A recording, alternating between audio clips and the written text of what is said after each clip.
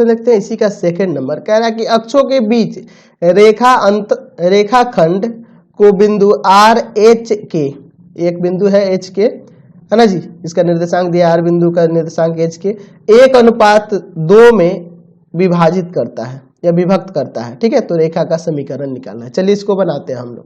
ठीक है, चलिए हम लोग यहाँ पे ले लेते हैं, यहाँ पे ये एक्स अक्ष हो जाएगा। ठीक है, ये आपका एक्स अक्ष हो गया। यहाँ पे एक वाई अक्ष ले लेते हैं इस तरह से। चलिए तो ये आपका वाई अक्ष हो गया जी। ठीक, यहाँ पे लिख देते हैं एक्स, इधर लिख देते हैं एक्स डैश, यहाँ लिख देते हैं वाई और नीचे लिख देते हैं वाई डैश। चलिए एक रेखा भी ले लेते हैं, मान लीजिए एक रेखा ऐसे जा रही है।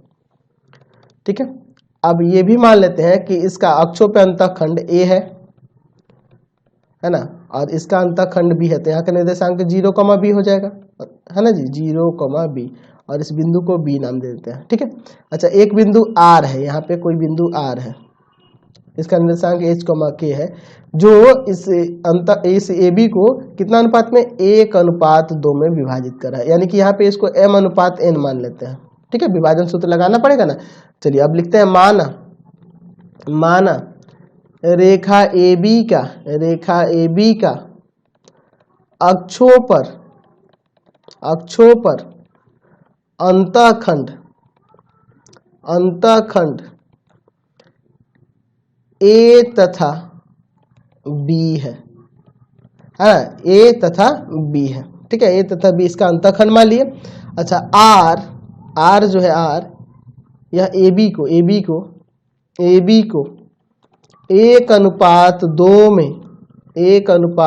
में विभक्त करता है या विभाजित करता है,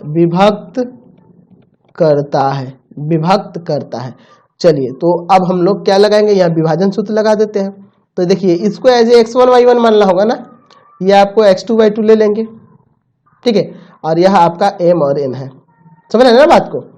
चलिए तो यहाँ पे हो जाएगा, विभाजन सूत्र लगाइएगा तो हो जाएगा mx2, आपको पता है ना विभाजन सूत्र, यहाँ लिख देते हैं mx2 + nx1 बटा में m + n, फिर उसी तरह से my2 प्लस में ny1 बटा में m + n, यही ना होता है जी। चलिए तो इसको लगाते हैं हम लोग, तो m यानी कि 1, x2 यानी कि 0 प्लस n की जगह पे है 2 और x1 यानी कि a, ठीक है, बटा में m + n यानी कि 1 + 2, कमा देंगे।